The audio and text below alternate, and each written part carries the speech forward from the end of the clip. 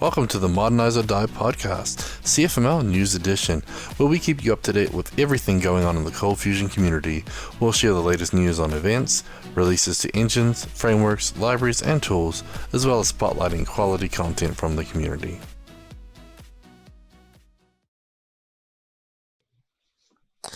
Welcome back to another ModernizeOrdie podcast. This is the CFML News Edition, December 17th, 2019. And I'm lucky to have Brad Wood with me, the lead developer for CommandBox for Order Solutions. Oh, thanks, Gavin. I'm just happy to be here. Okay. Well, so what's going on? It's almost Christmas, man. Yep. Almost Christmas. Yeah. And we have a special announcement. So you have to wait and listen to the whole episode to hear the announcement. No, that's me. So, so next week we have a special date and time. So instead of doing it on Tuesday, which would be Christmas Eve for those who watch live, we decided to push it back or pull it back to Monday. So we're going to do it Monday the 23rd, and we're going to do it at 3 Eastern or 12 Pacific. And we have a very special guest. Who would that guest be, Gavin? Tell us. We're going to have the one and only Ben Nadel. So he's dun, dun, dun. He won the prize for being mentioned most times on the podcast other than ourselves.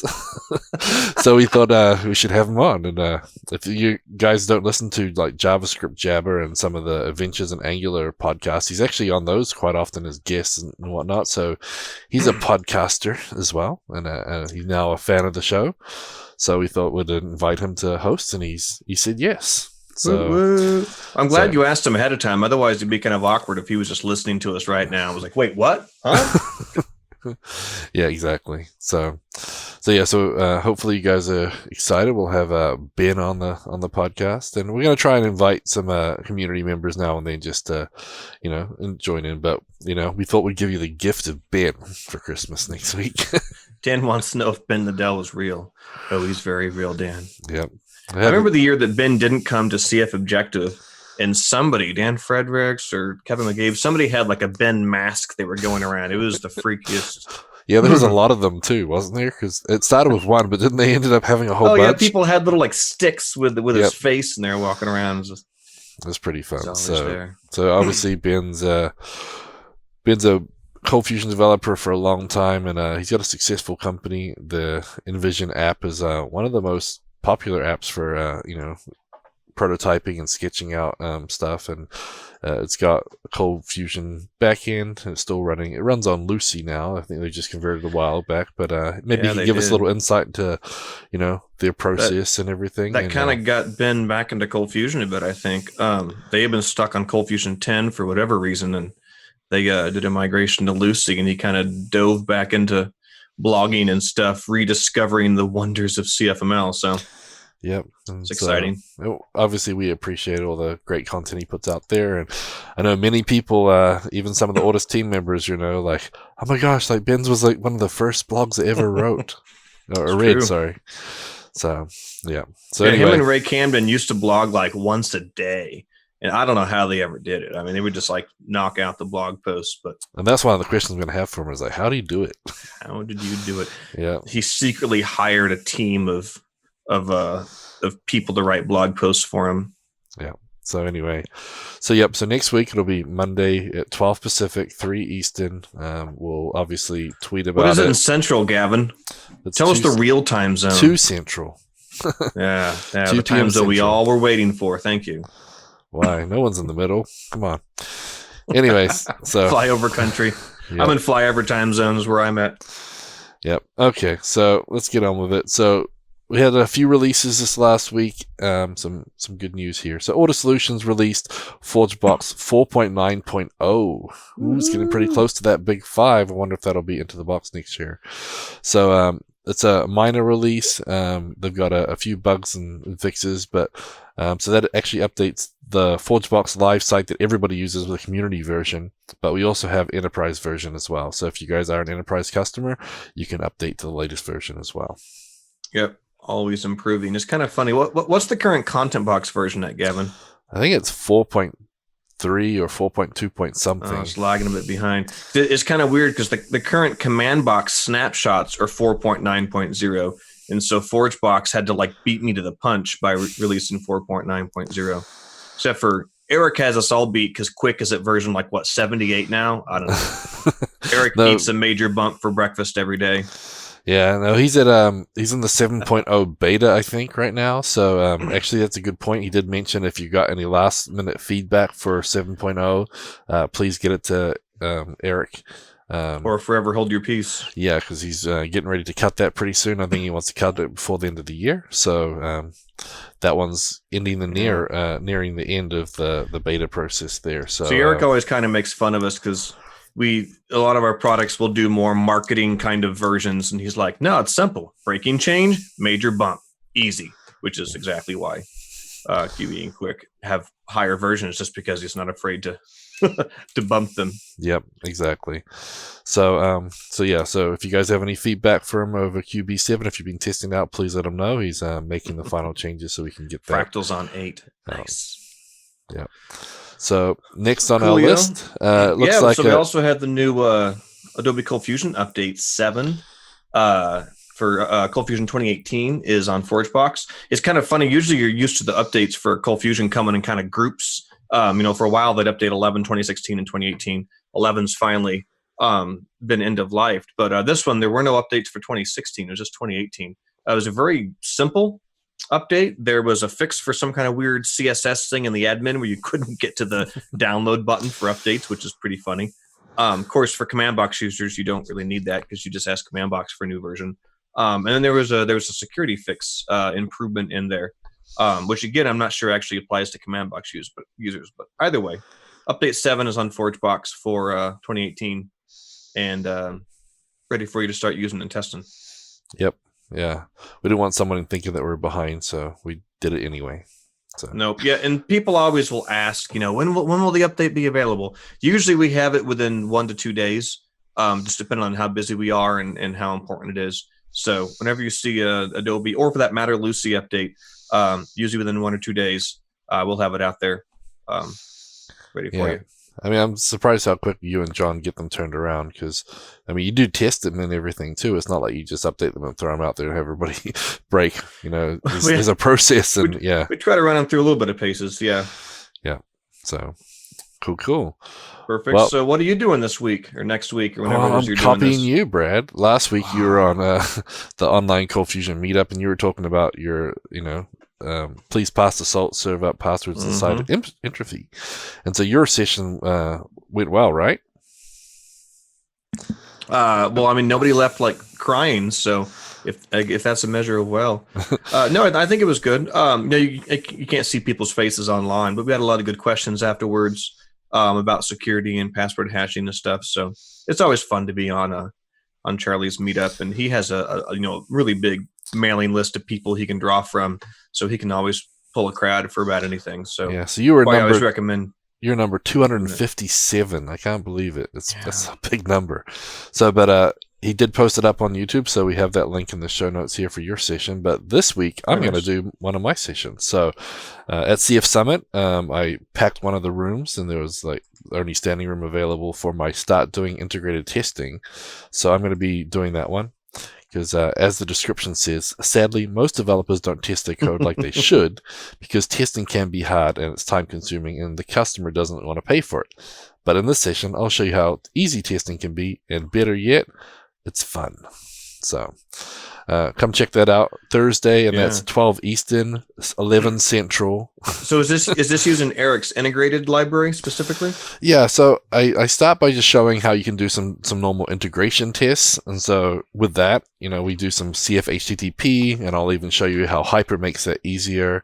And then I show them how in Lucy you can do the background call. So that remember you showed us a while back about how Lucy has a hidden function for making HTTP calls internally. So the internal request one.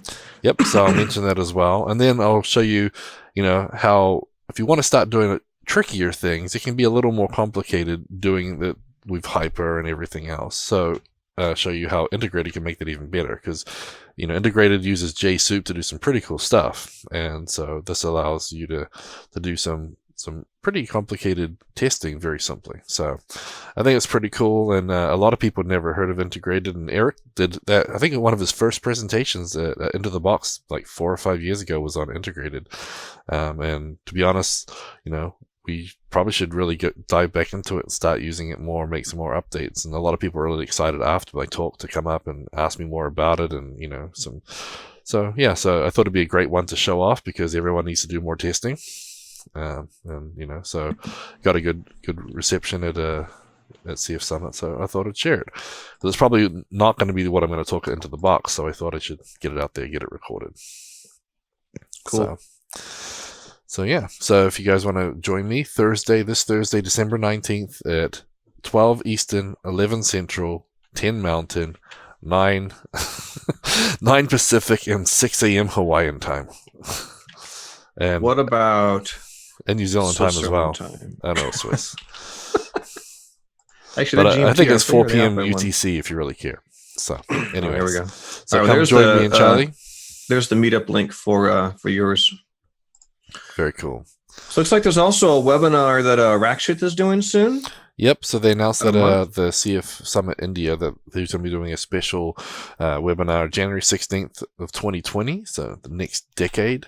But so it's going to be, a really good look into sort of the vision for 2020 and all the important pieces. And, so yeah, it sounds like we should definitely check that out. So all the buzzworthy ColdFusion 2020. So buzzworthy. It looks like it's basically just kind of a vision for what's coming up in 2020. I'm curious if it'll have more information than what they've had in their keynotes this year. Yeah, I know they're getting closer and closer to the release. We don't know when it is, and I wonder if maybe the pre-release will coincide with this. Maybe. All right, there's the link for it. You guys want to sign up for it?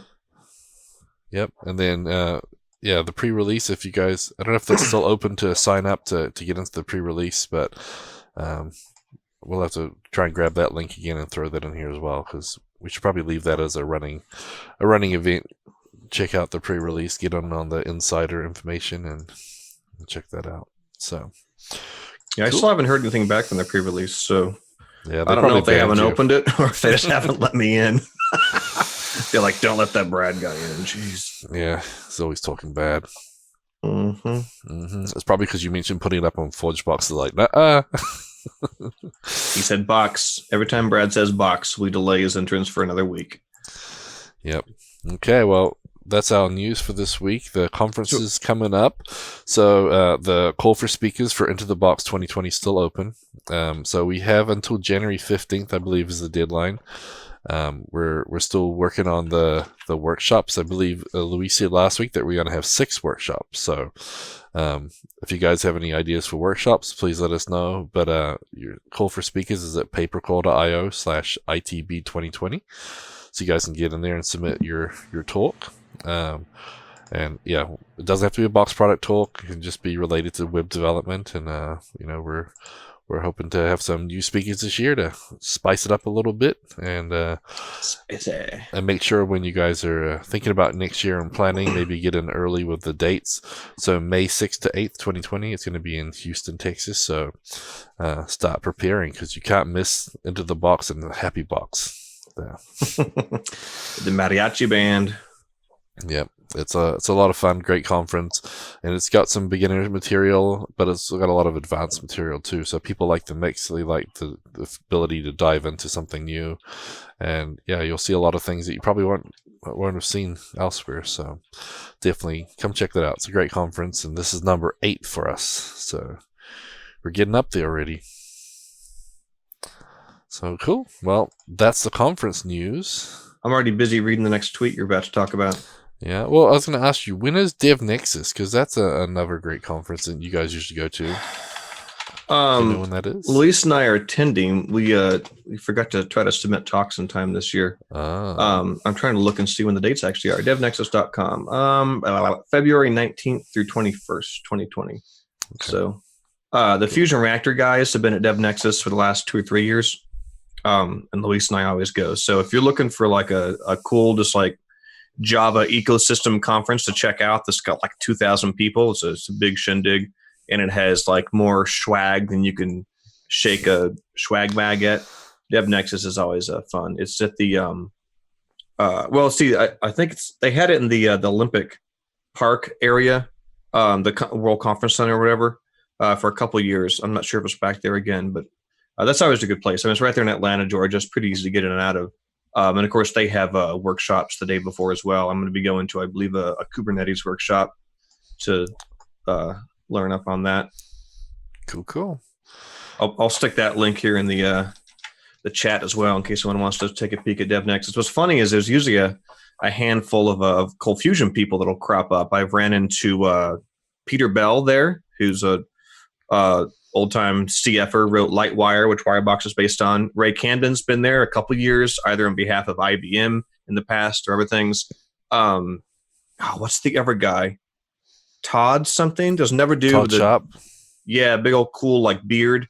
I think it's Todd Sharp. He does a lot of Grails, maybe. There's something groovy, something he does now. But anyway, he's popped up there. It's kind of funny how you run into people from the CF world hiding out. There might be a few other ones I forget. I think Aaron Bitten may have been there at least once with Couchbase.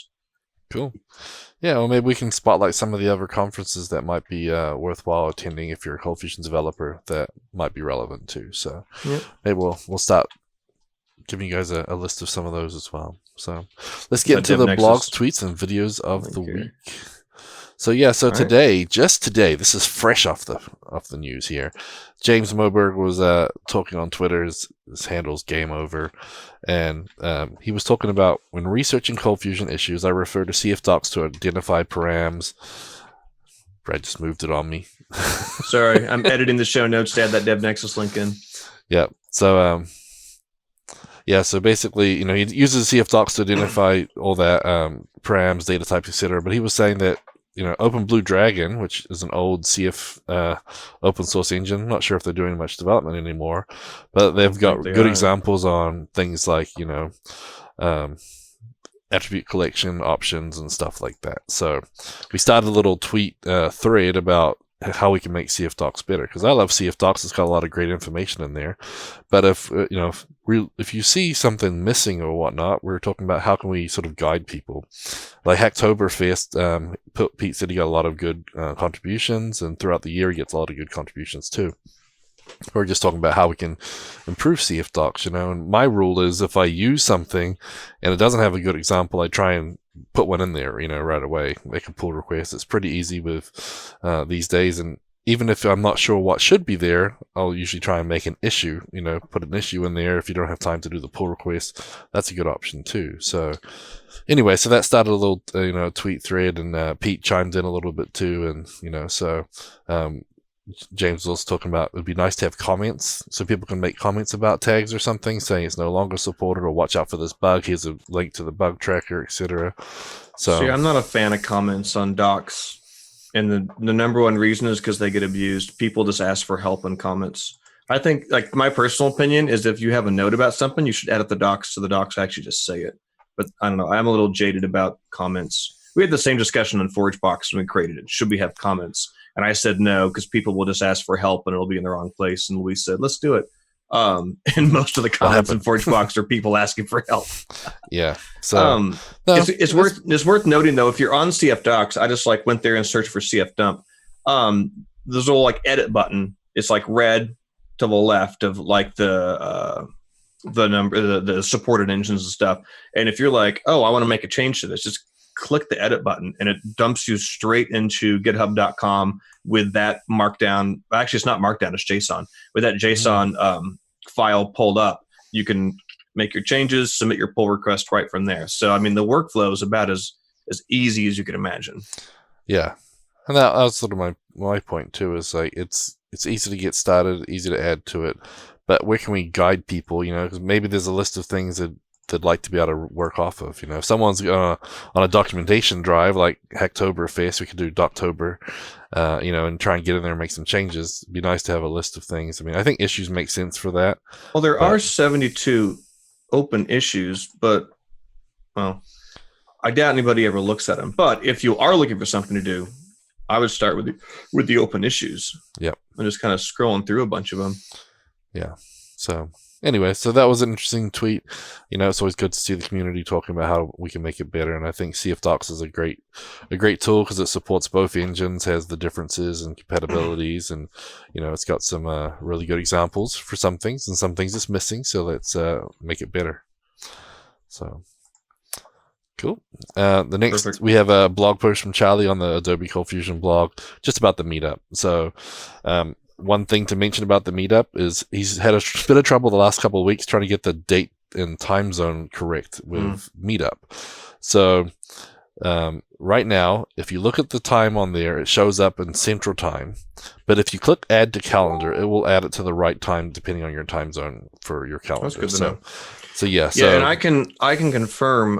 When I did my talk last week with the Please Pass the Salt, about 3 or 4 people all showed up at the end of the talk an hour late because they saw the time in the invite and they didn't realize it was like Eastern or whatever the heck time zone it was. Yeah. And Meetup.com doesn't let Charlie control that. He has to register his meetup in a given time zone, even though it's a virtual one. And so Charlie's helped us to make that be more specific. So you have to pay attention to the time zone or you'll show up an hour late like several people did to my talk. Yeah. So it shows up Central Time on there because that's where Charlie is. So you're not the only one in Central Time, Brad. But yeah, if you click Add to Calendar, it'll remind you the right time. So Charlie and I are both in Central. That's the majority, isn't it? I guess out of us 3, yes, you're right. So it looks like Matt Clemente was helping you with some CommandBox stuff. So he's got a blog post here. Yeah, he put in a ticket the other day. What was it even for? I forget what he put in the ticket for.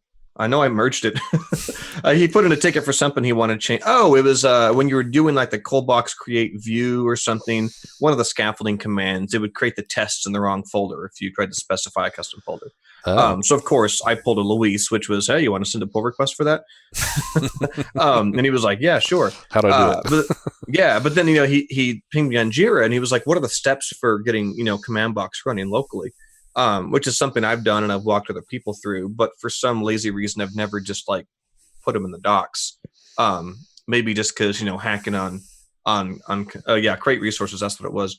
Hacking on CommandBox is not necessarily a typical use case. Though probably deserves a page of the docs somewhere. Anyway, so I'd kind of just, put a bunch of information in the Jira comments, thinking to myself, should probably document this somewhere. So Matt took that, wrapped it all up with a bow on it, and made a nice little blog post out of it. So if you're wanting to hack on CommandBox or send a pull request, we have all the steps to get the Git repo cloned and symlinked, and then you can just work on it without having 2 copies of the code floating around. You can just make your changes, test them right there in CommandBox, and then just commit it right to the Git repo. Cool. Grab the link for that. Yeah, that's good to know too. Like, yeah, the scaffolding stuff, there's a lot of cool stuff in there. But yeah, if you notice something, it's not too hard. Jump in there and looks like a really great blog post. And so thanks, Matt, for doing that. Next on our list, we have the blog post about ForgeBox 4.9.0. So if you want to find a little more about it, we have that blog post there as well. And here's an interesting one from Fusion Reactor. So this is just not really ColdFusion related, even though Fusion Reactor is a tool that works great with ColdFusion. But they have basically a blog post about Docker and using some of these tool containers. And we mentioned one where we were setting up Sentry, how basically you have this Docker container and its sole purpose is to basically generate a key, right? It starts up, loads up the appropriate libraries, generates like a special key so you can use as your secret key. Oh, yeah. That's when we actually installed Sentry as a Docker image on our swarm, and you had to create some key. Yeah, and they had this like Docker thing you would just spin up and it would do it all. Yeah, and so let's talk about how to how these little Docker things is basically creating these little tools, just a Docker run, and it can, be like a little wizard that asks you a few questions and everything. And then once it's done, it cleans itself up, removes itself from your computer like it was never there. And it means it doesn't need to worry about what dependencies you're running or what system you're running or anything. The Docker container is self-contained with everything it needs to do its job. And it's a pretty cool little thing. So they wrote this blog post here about how do you pronounce that again? I don't know. What do you Ephemeral? Ephemeral. Ephemeral Dockers as tool containers. Yeah. Big words. So what does this? I'm curious. What does this have to do with Fusion Reactor, or did they just do an example of it and so they are blogging it? Because this is a cool use of Docker. I'm just curious where the overlap is with Fusion Reactor. Yeah, I'm not sure, to be honest. But they're just talking about some tools, and so that's why I thought it was interesting. Like I say, of course, none of their examples show ColdFusion. But yeah, I mean, because what's nice about it is, somebody might write a script in, say, Ruby to do X, Y, Z. And the requirement would be you'd have to go download Ruby and install it locally on your machine before you could run the script. But if you wrap that entire thing up in a Docker image that just has Ruby inside of it of whatever version you want, then it can literally just be, run a Docker image of this name, which downloads the image complete with everything it needs and runs it. You could totally do that with, you could wrap up a CommandBox task runner, inside of a Docker image or something. The only downside is, as soon as you touch CFML stuff, you have to have, an image with Java inside of it, and then, minimally loosely. It gets a lot bigger than some of these other ones. Yeah, the size of your image quickly can grow to several hundred megs, which is what kind of sucks about that. It'd be nice to work on trying to get that smaller. You can throw Golang in an image and it's 10 megs, and that's super fast just to download a Golang image that does something and then closes. So, Charlie's asking questions. I don't know what you're talking about. What are you talking about, Charlie? What's the URL? Yeah, give us a little more info, Charlie. I'm not sure either. We did mention your blog post about the meetup and also mention the time zone issues to remind everybody. But yeah. We're just telling everybody to show up and listen. Yep. Okay. Well, that's still a cool post by Fusion Reactor, though. I like that, and I'd like to see ColdFusion in a Docker image be small enough to the point where it was more feasible. I don't know if feasible is the right word, where it was just easier to do that. So anyway. Yeah. Well, if everyone's already using CommandBox Docker images, then they'd already have that layer of the Docker image. So when you downloaded it, we wouldn't need to download all of that. True. Again. Yeah. If that layer was already cached, then and you just extended it directly, then that would be great. Yeah. Oh, yeah. I just put that URL in, Charlie. And all these URLs will be in the show notes. But there's the URL we were just discussing. Yep. Okay, so next on the list, Fusion Reactor had another one. So this is debug your applications from development to production. So this is talking about Fusion's Reactor's ColdFusion debugger, and it has a little video too. So I know if you've been to CF Summit or talked to them at any of the booths, the conferences, they have this production debugger example, and it's pretty neat. And so this gives you a little more information about how that works, and there's a little video in it too that they posted on YouTube. And it's great. Charlie's done a lot of work for them, done a lot of presentations, and they have a lot of great videos and great content about Fusion Reactor. So we're big fans of Fusion Reactor here at Audis, and so definitely go check that out. Yep. Oops. Sorry, I copied the wrong URL, Charlie. This is the thermal. I copied the one we just talked about. The production debugger is pretty cool. So it's worth noting that I don't know if the production debugger is the official name for it, but the ColdFusion debugger this post talks about is different than the Fusion debug product, which is an older product that I don't think that they develop on much anymore. And Fusion debug was more like just a standard debugger you connect like Eclipse or an IDE to. This debugger is a web-based debugger that's built into the same web interface that you use to monitor, requests and things in Fusion Reactor. And it requires that you have it's a Java agent. There's some little DLL on Windows that has to be on there. The nice thing is if you're using CommandBox to start your servers and you're using the CommandBox Fusion Reactor module, it automatically includes all the little JVM args that you need for the production debugger to work. So it's pretty fun. I've played around with it, basic step debugging and watching variables. I think a lot of people have never used it just because they don't really know it's there. They don't know how to use it. So yeah, it's pretty cool that you say, next time this happens, pause the request and email me, and then you go basically log in, and then that request is waiting for you to go log in and then step through it. Obviously, you don't want to do too much of that if it's in production and you're not going to be paying attention. But the trick is cool. if there's an error that only happens in production, you can basically set a breakpoint and you can set it to only fire once, and then to grab the thread and hold it and pause it, and then it'll only you sacrifice one user. Their browser will never come back, but at least you can grab that thread and you can look at it, and then the rest of the site will keep running. It'll only stop on the first one. Yeah. And so Charlie says they refer to it as the production debugger, and that's the key difference. Yep. So we're on the right path. So Charlie's saying we're not talking crap. So thank you, Charlie. We're talking crap. But Matt Gifford's in the house too. Man, we got a whole house full of trouble here. We better watch what we say. Everybody's here. I know, he's got the swear jar. He'll get us. But, yep. Oh my gosh. Okay, what's next? So Zach Splitter updated some Lucy doc. Oh, is it Splitter? Spitzer. Sorry, I don't know. Well, we autocorrect maybe. We do try to ruin people's names here if we can. It's like a hobby. Yeah, well, we're good at it. That's for sure. Allow me to fix these show notes before you embarrass all of us by publishing these. That's what happens. Zach Spitzer. Yep. So so he made an update to the Lucy doc. So now this feature will be really handy for those who are migrating from ColdFusion to Lucy.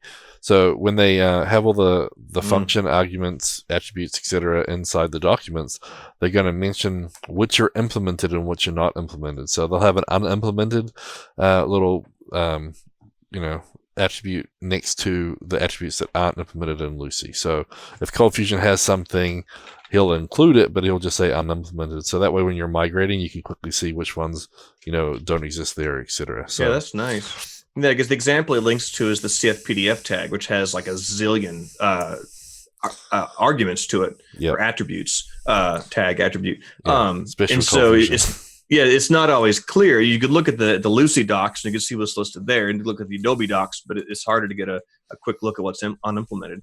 So you can kind of scroll down and be like, okay, show on print. This one's unimplemented in Lucy. That's nice. Yeah.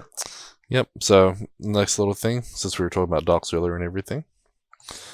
And then after that, we have another blog post from Computer Know-How. So this is the Keys to Workplace Wellness, Part 2. And this one talks about physical wellness.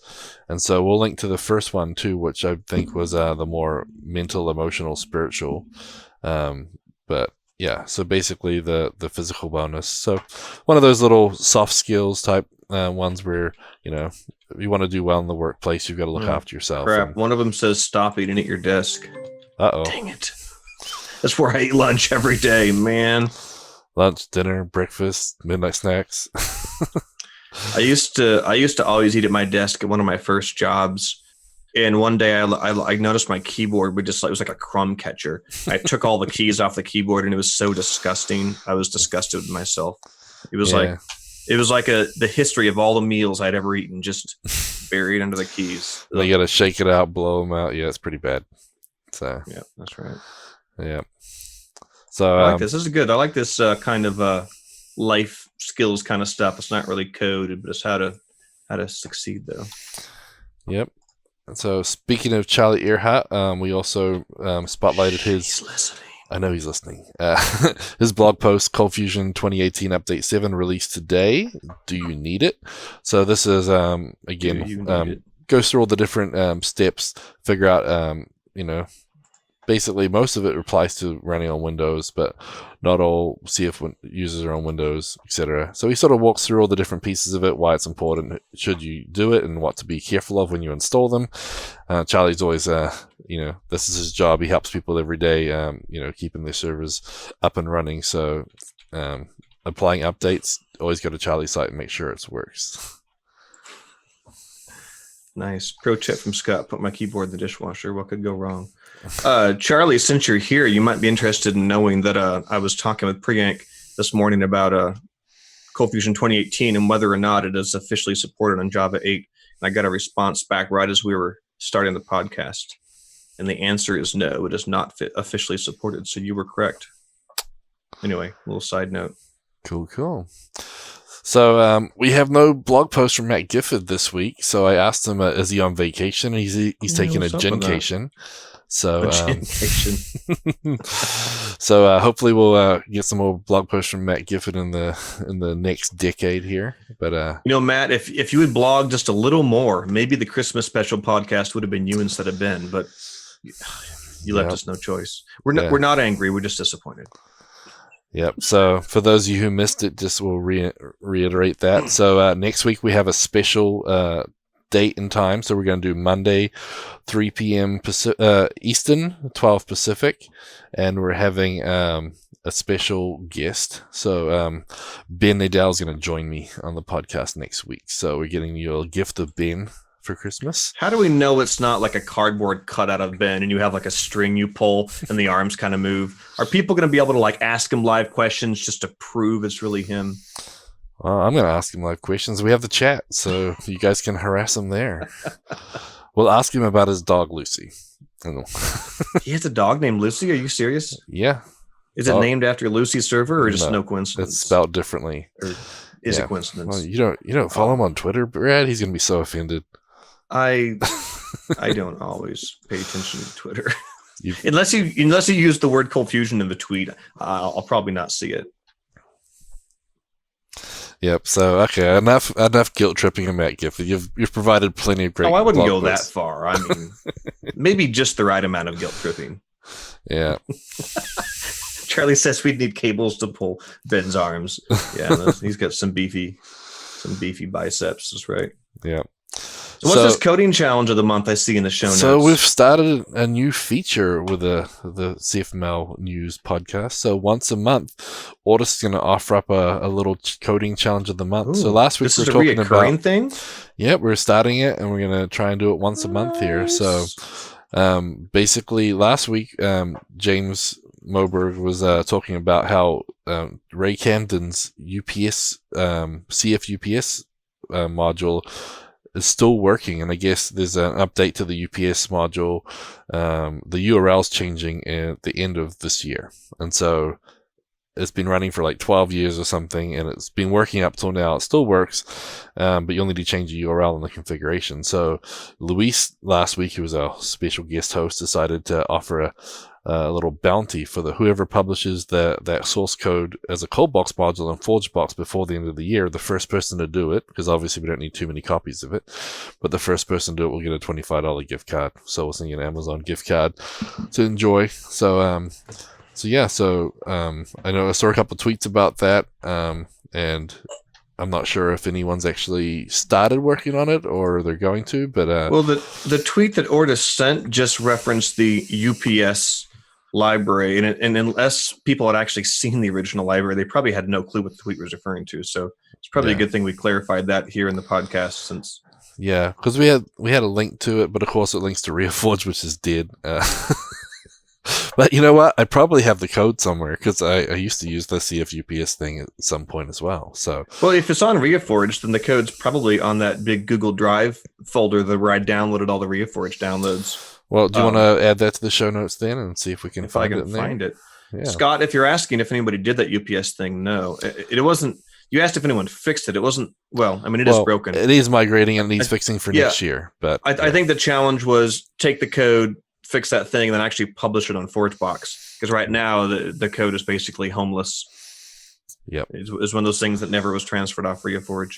Yep. So anyway, that's the coding challenge of the month, and we'll try and have some more. So at the beginning of each month, we'll announce who won it. And sometimes it'll be a challenge, like a puzzle or something. Sometimes it'll be like this, first in, first serve. So we'll see. But we decided, let's make it interesting, and those who follow the podcast can get in on the action. And let's have a little challenge. So Matt can finance his next gencation if he wins a few of these challenges. Something like that. Yep. Okay. Only the cheap gen, though. Cool. We actually have quite a few jobs available now. So all of those who got fired at Christmas time, we got your job options here, so you get rehired before the end of the year. Sad but true. Anyway, so we have some from getcfmljobs.com, which is a ColdFusion site that pulls in from a lot of different places. But we also have, from there, we have 23 ColdFusion positions from 18 companies across 16 locations in 5 countries. And so the first one we have, a full-time senior ColdFusion developer for Perspector, in Washington, D.C. And so that's one available. And then we have another one. So a full-time IT engineer applications ColdFusion developer / admin for Acrea Inc. in Portland, Oregon. Sounds good to me. Seems like there's a decent amount of ColdFusion in Portland. I only say that just because we have some clients of Ordises out there, and I've ran into several people from there. Yep. I know it's in government. Yeah, there's obviously a lot in DC usually, but here's another one in Florida. So this is a full-time software, ColdFusion software engineer for a web-restaurant store. It's like a web restaurant, a web-restaurant. I wonder if that's what DoorDash uses under the covers. So I only hope. Yeah, web programming experience for ColdFusion version 9 plus required for that one. And better be plus. Better be a heavy plus on that. Yeah. And it has multiple on-site openings, apparently. So you can get that on getcfmljobs.com as well. And then there was another one I just found on Twitter here. So this is a 10-month contract for a ColdFusion developer in Albany, New York.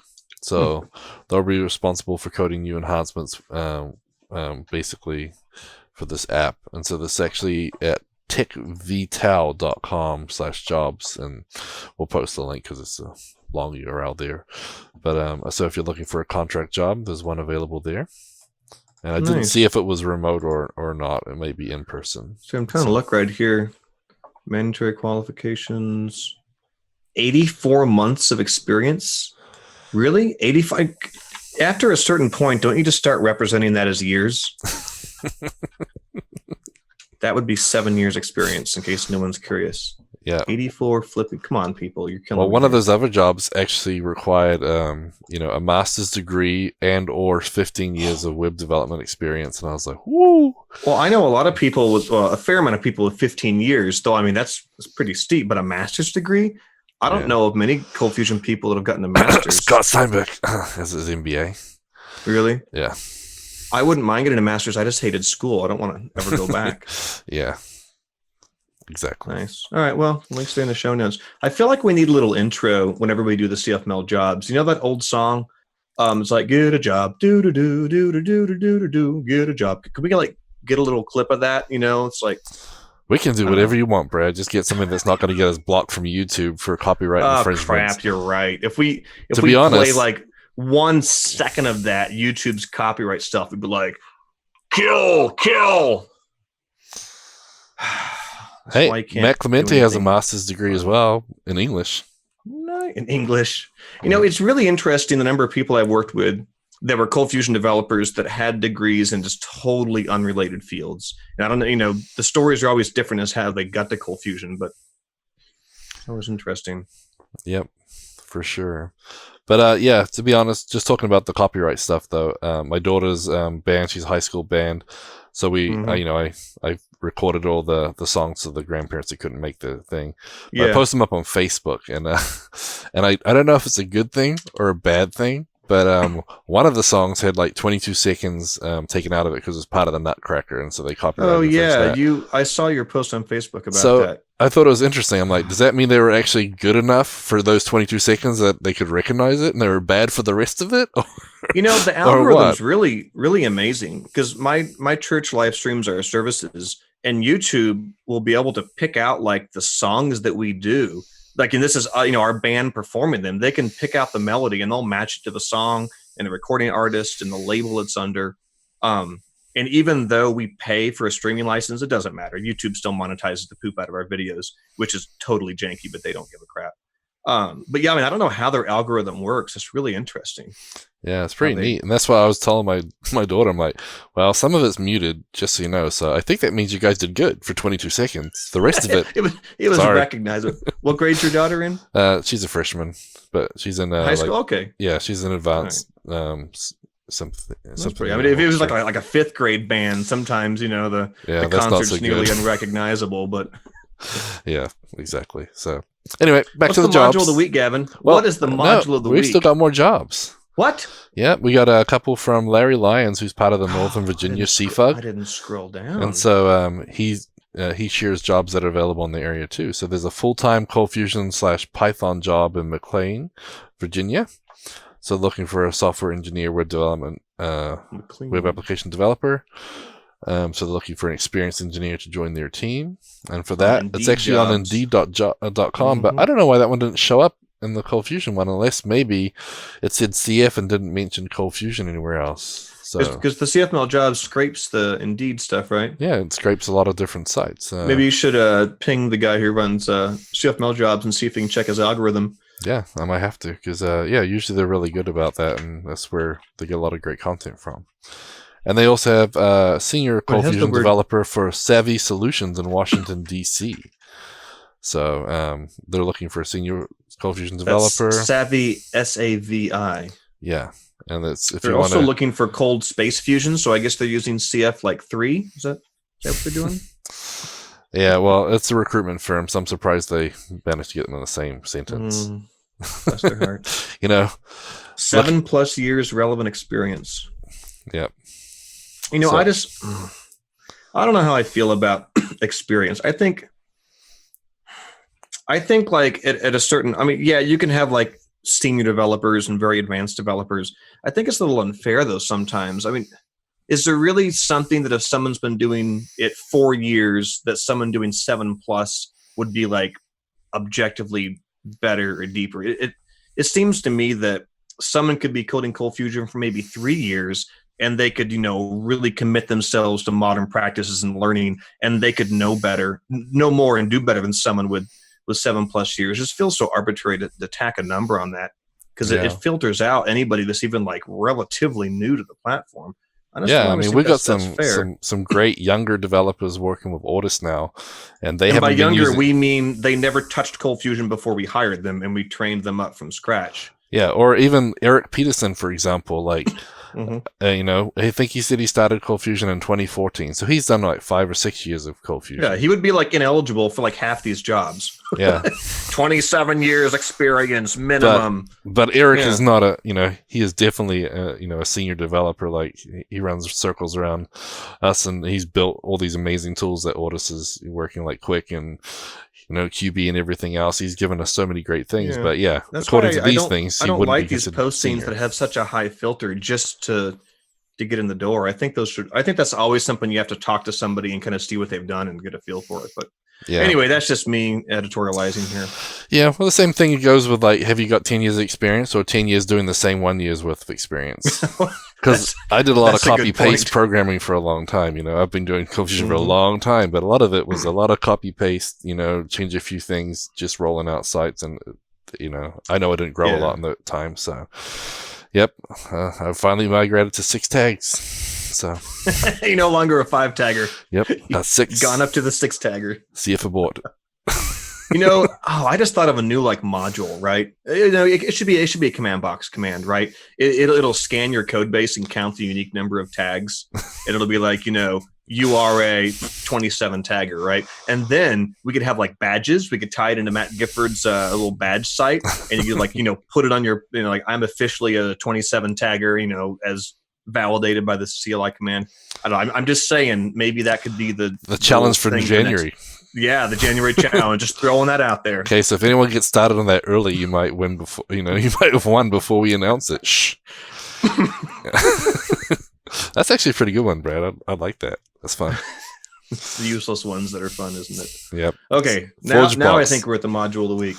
Yep, so ForgeBox module of the week. That's right. This is the one I told you we should do. Yeah, so Brad recommended this one, and when he is first the one mentioned you had never heard of? I said I'd never heard of it. Once I read the description, I'm like, you know what? I have heard of this, but it was not fresh in my mind. I'd forgotten it existed. I expect you to use this daily on all of your projects. Well, it would probably fail miserably. So what is it, Brad? Tell us all about it. Well, I just put the link in the description. They can all read about it. I don't need to talk about it. It's the ForgeBox. No, it's not. It's the Singleton Leak Detector. So this is a ColdBox module that I wrote a year or so ago, probably a couple years ago. I don't know. I was dealing with a legacy application that had been written, years prior, and I was helping a company get it up to speed, get it converted to the new ColdBox version, and we were doing performance testing, and it had just bugs out the wazoo that all came from var scoping, lack of var scoping issues. They had these handlers with thousands of lines of code, and there would be not a ton, but half a dozen variables floating around in each handler that didn't have a var scope. And under load, the site would just be, throwing all sorts of weird oddball errors. And the thought of manually inspecting, thousands and thousands of lines of code to see what was var scoped and what wasn't didn't appeal to me. So I wrote a ColdBox module called the Singleton Leak Detector. You actually, let me update your little show notes, because that should be installed with save dev. So this is a development module. You'd install it on your development server to play around. What it does is you install the ColdBox module, and it gives a little interface that you can hit on the URL. And what you do is you install the module, navigate around your site, kind of hitting all the pages, running all the code, and then you go look at this little report, and it'll tell you all the CFCs that are singletons or handlers that have had variables appear in the variable scope since they were created. So when the singletons are first created, it snapshots all the variables that exist in the variable scope. And then later on, after you've navigated around the site, you go tell it to give you a report. It goes back, it checks all those singletons and any new variables that have appeared or modified variables that have changed since instantiation.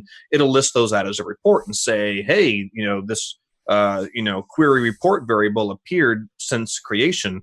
Is this supposed to be in the variable scope, or is this actually meant to have been in the local scope? So the only trick is it doesn't do any static code analysis like var scoper. You actually have to run your code. It counts on you hitting all the pages on your site and running through the code. But then it just goes and actually looks in those objects in memory, and it sees what's there now that wasn't there before, and it kind of gives you a list. And of course, if you have a variable that you expect to hold state in a service, if you declare a CF property for it, the leak detector will ignore it, because it says, okay, you have a CF property declaring this is expected to live in the variable scope.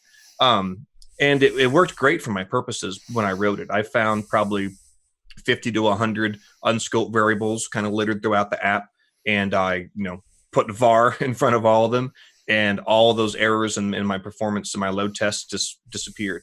And I never would have found all those by just scrolling through the code myself. So Singleton Leak Detector is really fun, and I definitely recommend you run your app through it before production push, because you'll probably find, even in the best of code, you'll find a couple things with missing vars in front of them.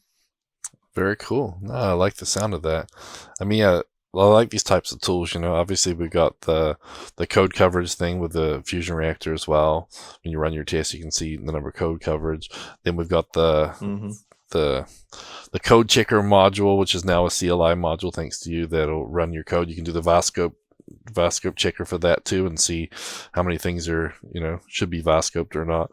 All these little tools just help make us better developers. So pretty cool. But look, so when you go to the ForgeBox site, Brad, it doesn't give you the save dev recommendation. So we should have a new flag for development tools that should never be installed in production to have a checkbox saying. I agree. Maybe that should be like a box.json flag that says like this is meant to be a development only tool. Yeah, save div only or something. And then that way when they copy paste it from ForgeBox, it would at least be correct. Not even that. What if the box.json for a package declared it as a development package, and you typed install my package and you forgot the save dev? What if CommandBox was smart enough to introspect the box.json as it was installing it and say, hey, this is actually meant to be a dev package. Let me go ahead and make that a development dependency for you. That would be a little layer. I like this. Oh, that'd be pretty cool. This is good. We're coming up with features here, people. Yep. Put some tickets in. Yep. Pretty cool. All right. I'll think about where that could fit in the box.json. Yeah. And the ForgeBox site can update the install slug, and we can probably make CommandBox a little smarter as well. Yeah, because obviously there's a few like that, like the route visualizer is another one too that you wouldn't want to have publicly available. And dude, there's actually quite a few. I mean, Relax, all the Swagger stuff, the Wirebox visualizer, route visualizer, the security. No, the security visualizer is actually built into CBAuth, I think, or CB security. But either way. Anyways, yeah. There's a handful of them we could use a feature like that. Because you don't want these in production. Even if they're not dangerous, they, reveal information that you might not want revealed. Yep. Okay. So next on the list, we have VS Code hint tips and tricks of the week. And so Shades of Purple. So yeah, this week we're going to talk about a theme called Shades of Purple. And Michael Bourne actually he basically walked through and told us that this was one of his favorites, and Luis chimed up, said that it's one of his favorites too. And the funny thing is I got introduced to this theme when I did this course. So this author, Ahmad Awais, I'm probably mispronouncing it. Don't ask me. I'm not sure on that one. But he created this, so it's a professional theme with hand-picked bold shades of purple for your VS Code editor and terminal. Bold shades. And it's 5 stars. It's got like 688,000 downloads or whatever. But the reason I found it is because I was doing a VS Code power user course. And so last Black Friday, not this one, 2018, he had a Black Friday special for his course. So if you go to vscode.pro, PRO, you can see this course, and it's got a lot of cool stuff in it, and I've walked through most of it. Some of the tips and stuff I've learned, from just using the tool, but there's a lot of cool stuff there.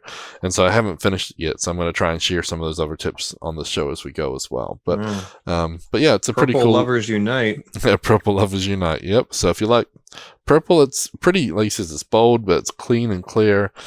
Things do pop out, so go check that out. So Shades of Purple is the theme, and so Michael Bourne and Luis. If you like your IDE, like you like your copy, drink them both bold. And actually, this brings me back to something I forgot, though. What? What did you forget? Because I didn't see it in Twitter when I was doing my search, but I know there's been another blog post from Michael Bourne this week, because last week he had his his live Twitch stream. And so I actually got to join live with one of these because I've been wanting to, but I've been very busy. But so Michael was finishing up his little URL shortener that he was building in ColdBox. And so I managed to get in there, and of course, me being the one where you showed him the resources? So he was doing a few things and asking questions, and of course, I was giving lots of suggestions inside the Twitch chat. Next time he'll probably mute me, but so he's working through trying to figure out what he should name this route, or what he should name this, this handler name and whatnot. And so I recommended a few things to him. So he wrote a blog post summarizing the 3 things he learned. This is the one from December 12th. Yeah, I believe so. And so we'll add it to the show notes. The show notes on the fly, man. Yep. But so it was a really cool little blog post, just sort of going over the 3 things that he learned. And so one of the things we talked about in there was resources. So that's the thing that Matt actually updated the implementation of the resources scaffolding. But resources allows you to basically spit out a bunch of routes predefined for something. So if you're doing photos or something like a module on photos, it'll spit out, the list, the route for listing all the photos, viewing a photo, adding a new photo, saving that new photo, editing a photo, and saving the new photo, saving the updated photo, and then deleting one. So it creates all the routes for you automatically, so you don't have to do all that. It all does it based on conventions, and then CommandBox has a scaffold. If you go ColdBox create resources, and then tell it the name of the resource, photos, then it'll go and create all the handlers, the views, even some integration tests, and that's what Matt fixed. He put the views in the right place for the tests. The views in the right place for the custom folder. But yeah, so he learned about resources, which was pretty neat. And then I also told him about how to spoof HTTP methods, because the browsers don't support a lot of things. Yeah, so you can't easily test like a delete or a put from your browser. You can only do gets and posts. Exactly. So, if you're using Ajax and stuff, you're fine. But if you want to just build an old CFML CRUD, and that's what he was doing, he wasn't hooking it up to JavaScript or anything yet. So he was doing that. So for those routes that get generated, you need to use the delete if you want to delete something. So you have to use the delete method. So we showed him how to use the _method URL or form parameter, so you can actually spoof that. And ColdBox is smart enough to know if you pass the _ method of something, it'll want to use that instead. So we learned about that. And then because we were trying to figure out all the routes, we showed him the ColdBox visualizer. So he used the route visualizer. Sorry. So yeah, so many tools. All right, the subline for ColdBox should be like helping you be lazy since 2006. And it's hardly anything left for you to do as a developer. We scaffold all the files and the test. We create the routes for you. Ship it, right? Yeah, 99% done. And Andrew Davis, he actually wrote a module that will build out a lot of the CRUD for you too. So it'll actually CRUDify a lot of the stuff. So, and obviously we had DataBoss. We've got to keep something for job security. Yeah, exactly. It's like I saw a commercial once. It was like a holiday commercial, and it was a mom in the kitchen making brownies from a mix, but she locked herself in and put powder all over her, flour all over her face, and make it look like she'd been slaving over the stove all day long. It was just brownies from a mix. That's like ColdBox. We run a couple CLI commands for REST API appears, and a week later, after surfing Twitter, we come back to our boss and we're like, "Oh, that was a lot of work, but I finally got it finished." I don't know. Don't give away our secrets, Brad. This could be a skit for Into the Box 2020. Just throwing that out there. If somebody wants to work on the dialogue for it. Sounds good. So, yep. So sorry I forgot that one, Michael. But yeah, he has the I already the added blog it to post the show there. notes. It's in there. Do you have the video itself?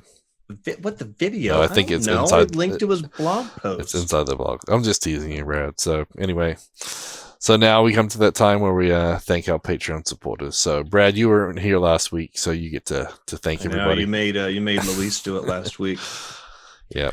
Absolutely. So thank you so much to Andrew Davis, Brian White, Carl von Stetten, Dali, Dan Carr, Daniel Garcia, David Bellinger, Didier Leshnicki, Don Bellamy, Eric Hoffman, Gary Knight, Jan Yannick, Jeremy Adams, John Farrar, Jordan Clark, Joseph Lamry, Laskma T, Matthew Clemente, Richard Herbert, Samuel Knowlton, Scott Steinbeck, VJ, and Yogesh Mathur. You guys help keep all this open source stuff going by being our Patreon supporters. Yep, and a special thank you to the Search Engine Optimization, a Hollander company, Andrew Davis, Don Bellamy, and Eric Hoffman. You guys are in the Hall of Fame, so I guess you guys you've done a little extra to get that special appreciation. Like how many passing yards do you have to average every game to make it in the Hall of Fame? It's a good question. I don't know. So all right.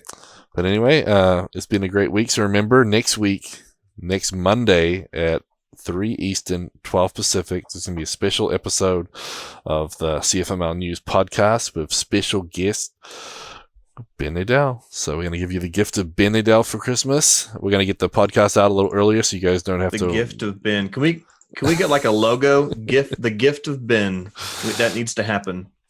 Okay, Brad. Sonia, Esme, are either of you listening? We need that to happen. Yep. So hopefully you guys can make it to that, and that won't interfere with your Christmas Eve celebrations or last minute shopping and wrapping, which I'll probably be doing.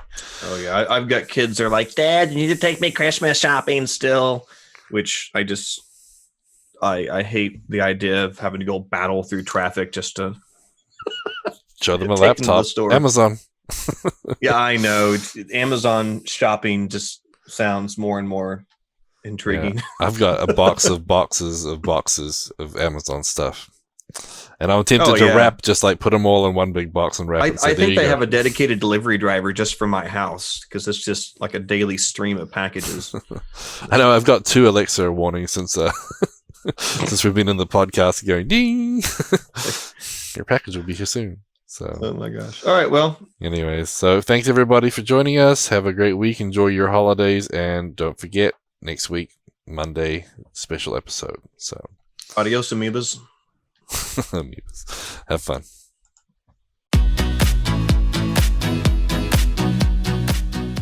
Show notes for this episode can be found at cfmlnews.modernizeordie.io, where you can also subscribe to your favorite podcast player like Spotify or iTunes. We also have the link to YouTube to find more videos just like this. The music used in this podcast is under a royalty-free license from Sound.com and Blue Tree Audio.